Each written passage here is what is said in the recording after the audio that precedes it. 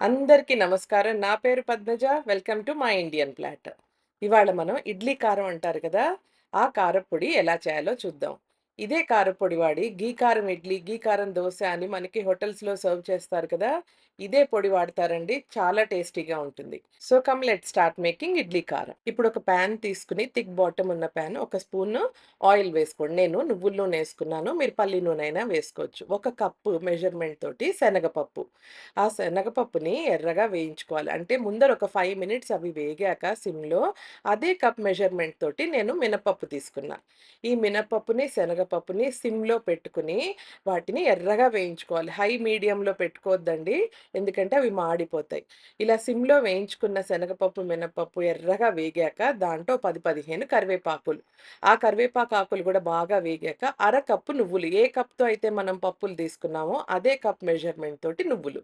ఈ నువ్వులు కూడా వేసుకొని కంటిన్యూయస్‌గా స్టిర్ చేస్తూ ఉండాలి. నువ్వులు బాగా వేగిపోతాయి గదా! అప్పుడు వెంటనే వాటిని ఒక ప్లేట్‌లోకి ట్రాన్స్‌ఫర్ చేసేసుకోవాలి. ట్రాన్స్‌ఫర్ చేసుకొని వాటిని బాగా చల్లారనివ్వాలి.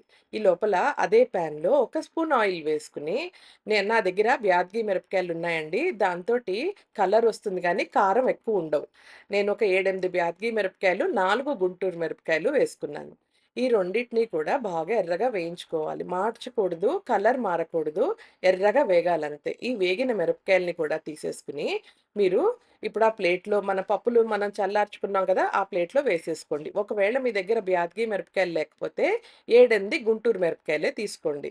లేదా మీ కారానికి తగ్గట్టు తీసుకొని అవి బాగా వేయించుకొని వాటిని బాగా చల్లార్చుకోవాలి. ఈ పప్పులు, మిరపకాయలన్నీ పూర్తిగా చల్లారిపోయాక అప్పుడు వీటిని మనం మిక్సీ జార్‌లోకి తీసుకొని 1 ½ టీ స్పూన్ ఉప్పు, హాఫ్ టీ స్పూన్ ఇంగువ వేసుకొని వీటినిప్పుడు మనం కోర్స్‌గా గ్రైండ్ చేసుకుందాం. బాగా మెత్తగాను చేసుకోకూడదు, అలా అని బరకగాను చేసుకోకూడదు.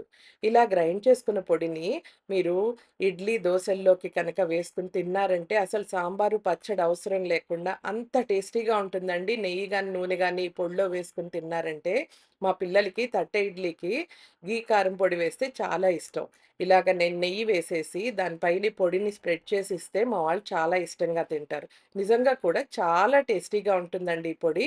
మీరందరూ తప్పకుండా ట్రై చేయండి. మీకు కనుక ఈ రెసిపీ నచ్చినట్టయితే please like, share and subscribe to my channel for more such videos and thank you for watching my Indian plot.